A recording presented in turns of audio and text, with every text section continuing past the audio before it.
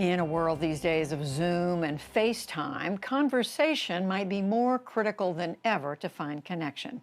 Here's a brief but spectacular take from renowned designer Fred Dust on how we can all talk better together.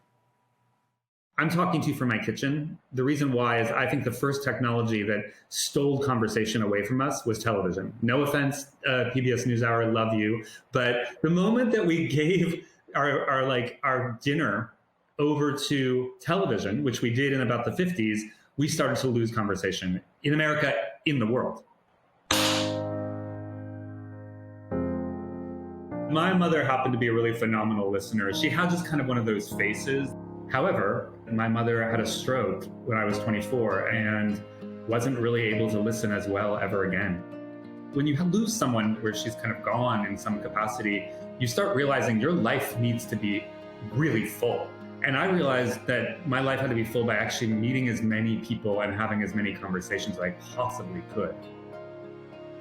I was a gay kid raised in a private school by my father, who was a headmaster who wanted the perfect son. So I had to play soccer and date cheerleaders. And so I was pretty locked into a persona that wasn't me.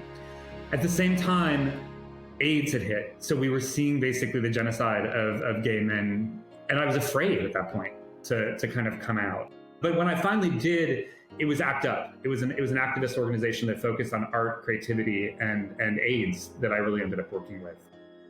Conversations at their best are conversations where people feel like they're safe, and there's a lot that you can design into a conversation that does that. I had somebody hunting our property, and I saw his truck, which had a bunch of stickers of a candidate that I wasn't voting for. And so I just walked down and I introduced myself, and we just talked for a while.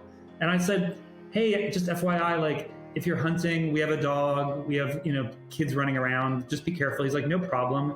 And then I was like, hey, and also we love venison, so drop by some venison. So we didn't even have a conversation about politics. We just had a conversation about him, his son, and that's the beginning of a conversation that we can have for a long period of time. I also have a counterintuitive idea for conversation, which is when you can't talk to somebody, just make something with them. So I have a young woman who emailed me recently saying her father is teaching her how to play golf because she doesn't want to talk about politics. I feel like everything in the world is designed. The role of design or creativity is to think very, very carefully about the things that you make. One of the most important things we make is conversation.